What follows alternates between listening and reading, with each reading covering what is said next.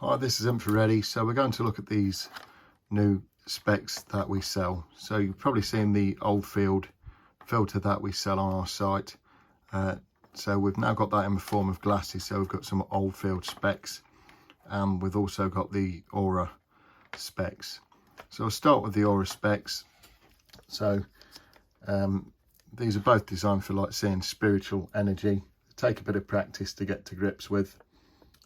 So these glasses can help to highlight subtle energy fields by combining this UV dye with some molecular chemicals that are excited by the light. So that's the philosophy behind them. So to view the Aura, you meant to stretch your hand out like a traffic warden, and then you can place it over either thermal camera, or you can place it over your smartphone camera like I'm doing now. Hold it at arm's length. It's best on a white background with plenty of white light, and then say with a little bit of practice you'll start to see your aura or other people's auras when you look at them like a fuzzy edge around the body itself.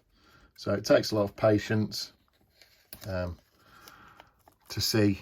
The easiest set, these are probably a little bit easier to use. So the Oldfield filter. So this is like the design that Harry Oldfield is famous for, the Oldfield filter.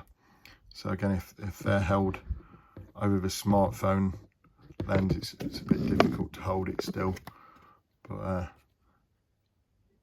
it's difficult if you got it too close.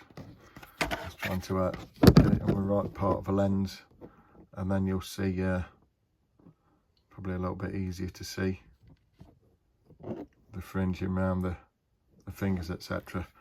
So again, the experimental glasses, they're quite cheap in this form, so they're both available on the website now. Obviously you're probably on the website if you're looking at this demo. So they're available separately, so you can buy the Oldfield glasses. So these would work almost like a prism, and they're diffracting the different coloured lights and splitting up the energy field that way.